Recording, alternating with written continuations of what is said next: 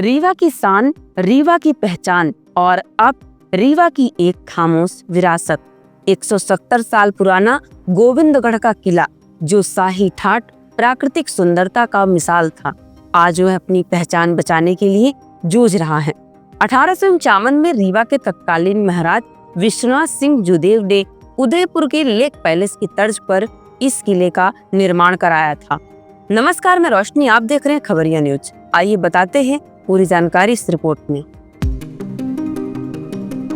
इतिहासकार बताते हैं कि यह किला महाराजा के बेटे रघुराज सिंह जुदेव के विवाह की शर्त पर बनवाया गया था।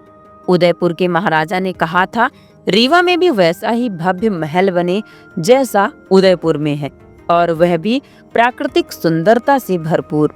महल के निर्माण से पहले एक विशालकाय तालाब खुदवाया गया, जिसका नाम रखा गया विश्वनाथ सरोवर, जो आज गोविंदगढ़ तालाब के नाम से मशहूर है।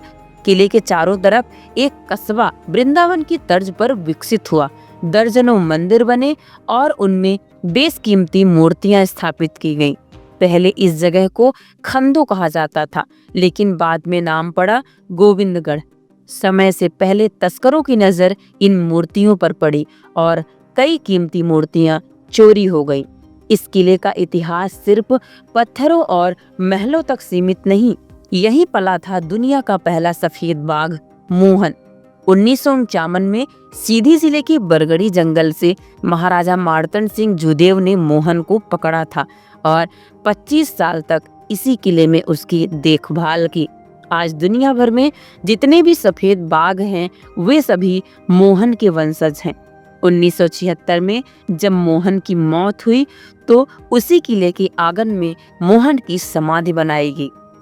राजतंत्र खत्म होते ही किले का सुनहरा दौर भी खत्म हो गया। महाराजा रघुराज सिंह के बाद गुलाब सिंह, फिर मार्तंड सिंह के कार्यकाल में इसका विस्तार हुआ, लेकिन लोकतंत्र आने के बाद प्रशासनिक अनदेखी ने इसे बर्बाद कर दिया। 1985 में तत्कालीन मुख्यमंत्री अर्जुन सिंह ने किले को राज्य सरकार के अधीन लिया। पहले यहाँ पुलिस कार्यशाला चली, फिर पुरातत्व विभाग को सौंपा गया और बाद में पर्यटन विभाग को, लेकिन संरक्षण के नाम पर सिर्फ फाइलें चली। किले की हालत बिगड़ती चली गई। 2010 में 100 करोड़ की लागत से इस किले को हेरिटेज होटल में बदलने की योजना बनी।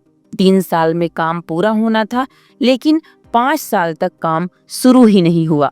कंपनी का अनुबंध रद्द कर 1.72 करोड़ की जमानत जब्त कर ली गई। 3 साल पहले पीपीपी मोड के तहत राजस्थान की wild life heritage private limited को जिम्मा दिया गया। शुरुआत तो हुई, लेकिन काम अब भी ठप है। कभी रीवा की शान, अब खामोशी का प्रतीक गोविंदगढ़ का यह 170 साल पुराना किला अब भी अपने खोए अस्तित्व को लौटाने के इंतजार में है।